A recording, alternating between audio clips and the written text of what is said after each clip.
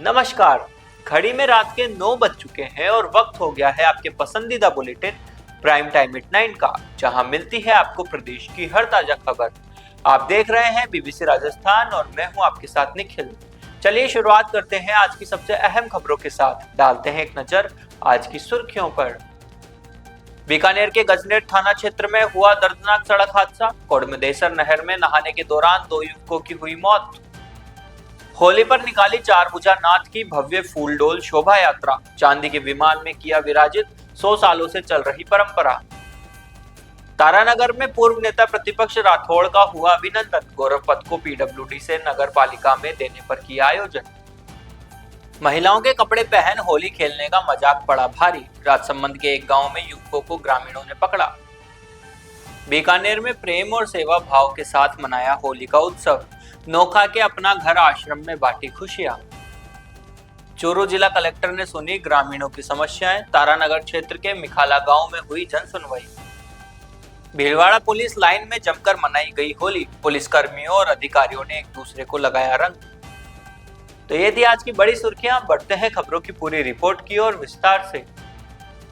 बीकानेर के गजनेर थाना क्षेत्र के कोडमदेसर में नहर में नहाते समय 2 युवकों की डूबने से मौत हो गई। गजनेर थाना के थानाधिकारी राकेश कुमार स्वामी ने बताया कि कोडमदेसर नहर में युवकों के डूबने की सूचना मिलते ही पुलिस टीम मौके पर पहुंची। स्थानीय लोगों की मदद से एक युवक को बाहर निकाला गया, लेकिन तब तक आनंद सिंह राठौड़ और मुकेश की मौत हो चुकी थी। प्रारंभिक जानकारी के अनुसार कुछ युवक कोडमदेसर दर्शन कर लौटते समय नहर में नहा रहे थे।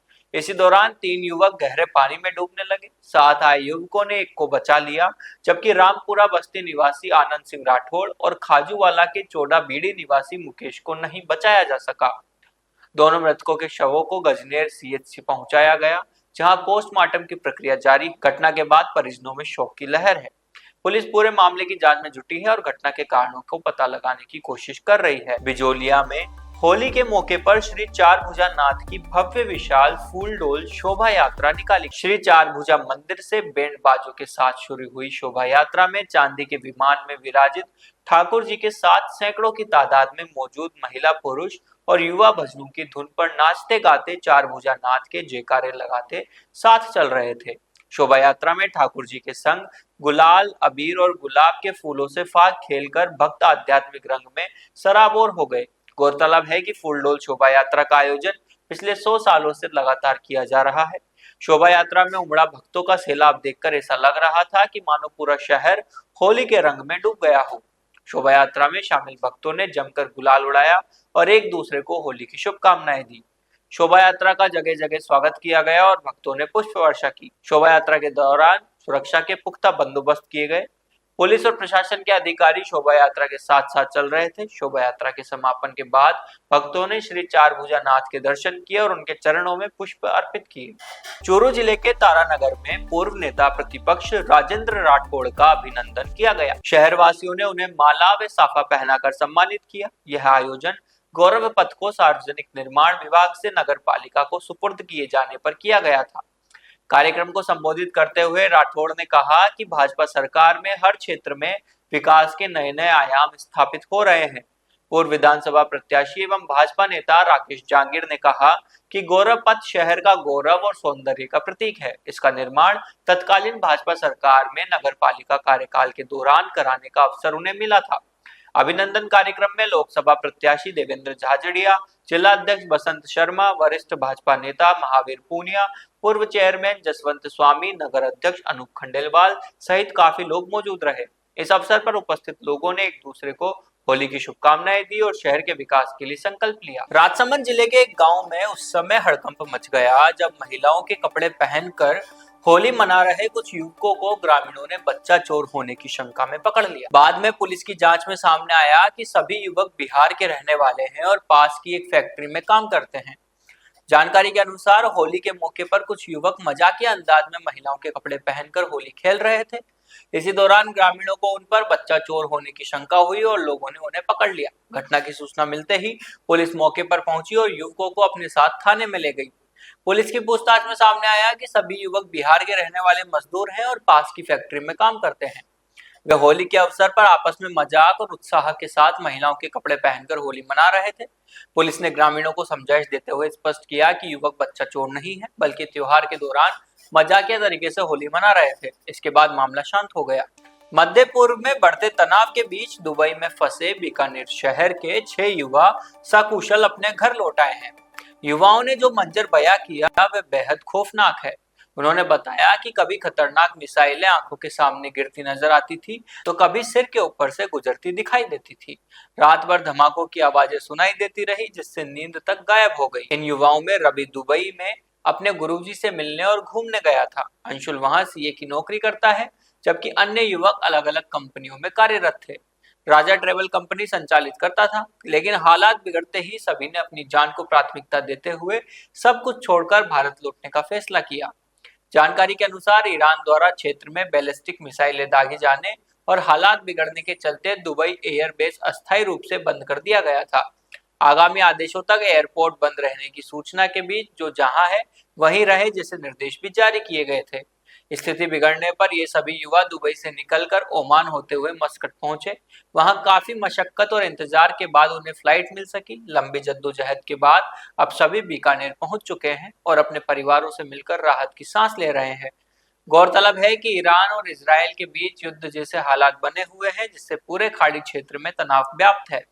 फिलहाल सभी युवा सुरक्षित हैं, लेकिन उनके अनुभव ने पूरे बीकानेर को झकझोर कर रुख दिया है। हाँ, दिन रात हमें नींद नहीं आई थी। हम लोग पूरे वहाँ के हालात देखकर घबरा गए थे, क्योंकि जहाँ हम ठहरे हुए थे वहाँ पे मिसाइलें रात भर हमें परेशान कर रही थी। फिर हम लोगों ने डिसाइड किया यहाँ से तो निकलना ही पड़ेगा, तो इसलिए हम ओमान होके हम लोग वहाँ से ओमान निकले। फिर वहाँ रहते हैं, वहाँ से मिसाइलें ऐसे आ रही थी जैसे घर में किसी के पानी का शावर आता है। हर आधे घंटे 1 घंटे में 5-5, 6-6 मिसाइलें पड़ रही थी। मेरी बैल्कनी से मुझे दिख रहा है कि इतनी मिसाइलें गिर रही है। अब इमीडिएटली आपको एक्शन भी लेना है और दूसरी कंट्री से आना है, उसके डॉक्यूमेंट की व्यवस्था नहीं है, तो सारी चिंताएं साथ में थी। क्या कहेंगे? मिसाइलें रात भर चल रही थी और हम कंटिन्यू घर वालों के भी फ़ोन स्टार्ट हो गए, नींदें गायब हो गई और कंटिन्यू घर वालों के फ़ोन आने लग गए। तो हम उनको क्या जवाब दें, हम खुद इतने भयभीत थे, तो उनको भी यही कह रहे थे हम ठीक है निकल रहे और आ रहे। जैसे भी करके हमने व्यवस्था की ओमान से निकलने की, रात को ही प्लानिंग करके और सुबह सुबह जल्दी अर्ली मॉर्निंग हम ओमान के लिए निकले बाई कार। और हम क्या काम करते हैं वहाँ? मैं वहाँ अकाउंटेंट का काम करता हूँ। शनिवार को दोपहर 1 बजे से मंगलवार सुबह लगभग 7 बजे तक जब हम बीकानेर पहुँचे, तब तक हम सोए नहीं थे।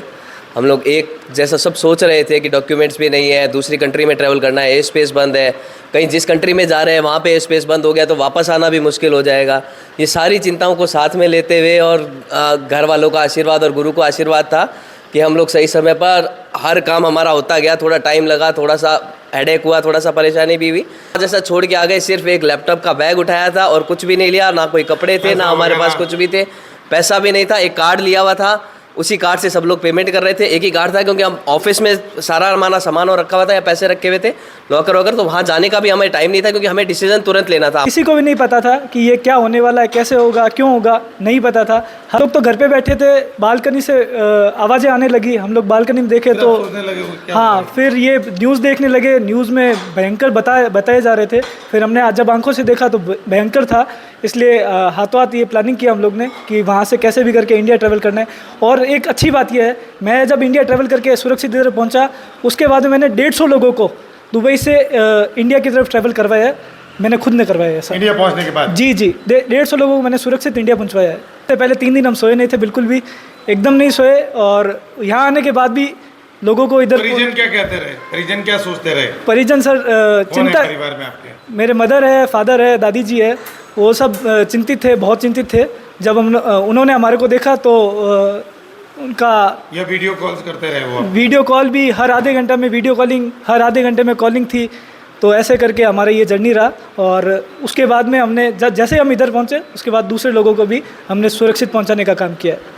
उन लोगों का यही सोचना था कि हम जल्दी से जल्दी कैसे भी तरह के अपने देश में पहुंच जाए, अपनी सुरक्षित जगह पे पहुंच जाए, क्योंकि हर फ्लाइट में बैठ रहे थे। से कितना टाइम रन कितना है? ऑलमोस्ट 3 घंटे लगते हैं मस्कट से तो गोवा। तो आप कहाँ पहुँचे तब आपको रिलीफ फील हुआ? नहीं, हमें लैंड करने के बाद ही ऐसे लगा कि हम हो गए हैं, क्योंकि उससे पहले फ़्लाइट टेक ऑफ हो ही नहीं रही। मैं ये कोई क्यूरियोसिटी नहीं थी, क्योंकि उससे पहले 2 फ्लाइट गई थी और दोनों फ्लाइट लैंड करने से पहले वापस घूम के वापस आ गई थी, क्योंकि हमें विश्वास ही नहीं था कि हमारी फ़्लाइट लैंड करेगी या नहीं करेगी। इंडिया क्योंकि 2 फ्लाइट उससे पहले गई और बिना लैंड किए वापस रिटर्न आ गई थी, क्योंकि उनके सामने मिसाइल अटैक्स हो रहे थे। तो उन्होंने एयर स्पेस पूरा बंद कर दिया था और बंद करने के बावजूद फ़्लाइट लैंड हुई। और गोवा में हम लैंड होने के बाद हमें लगा कि हम अब सुरक्षित जगह हमारे देश में पहुँच चुके हैं। फिर हमने घर में बात की, हमने फ़ोन चार्ज किए और हम खुद भी 3 दिन से नहीं सोए थे।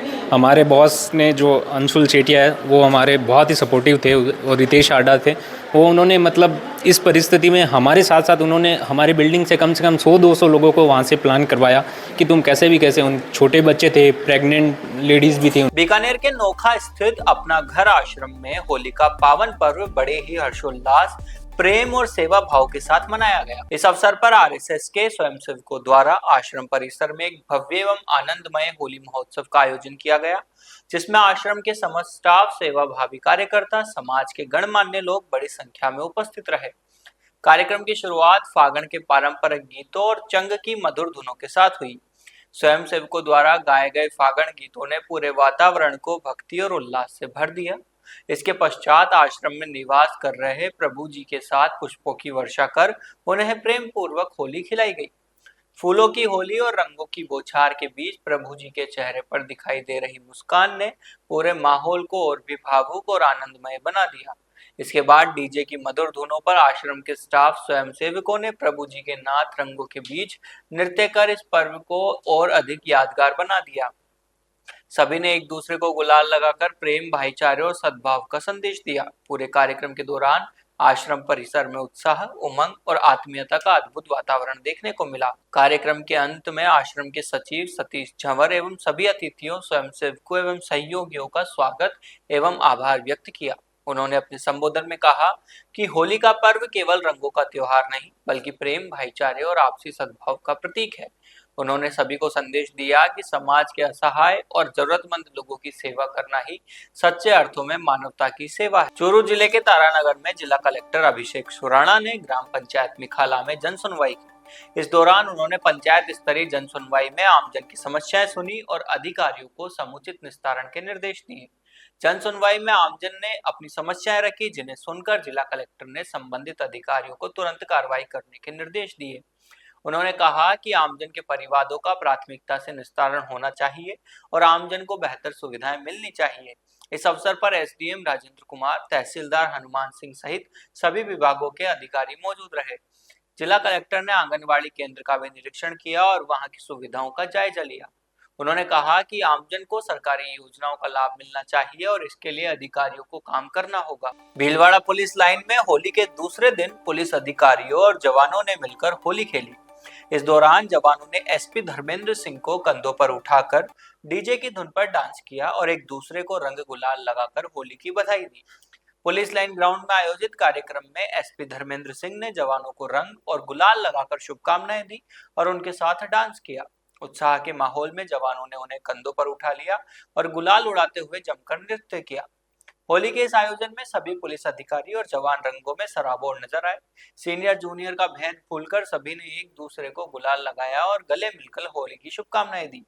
महिला पुलिसकर्मियों ने भी फिल्मी और देशभक्ति गीतों पर डांस कर होली का उत्साह बढ़ाया।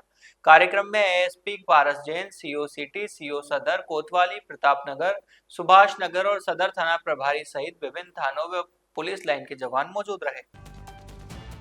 तो ये थी आज की बड़ी खबरें। राज्य की हर छोटी बड़ी हलचल को जानने के लिए जुड़िए हमारे साथ हर रात 9 बजे BBC Rajasthan prime time at 9 पर।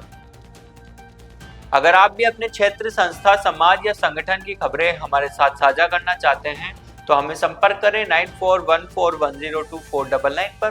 राजस्थान की हर ताजा जानकारी के लिए फॉलो करें और सब्सक्राइब करें हमारे इंस्टाग्राम व यूट्यूब चैनल बीबीसी राजस्थान को।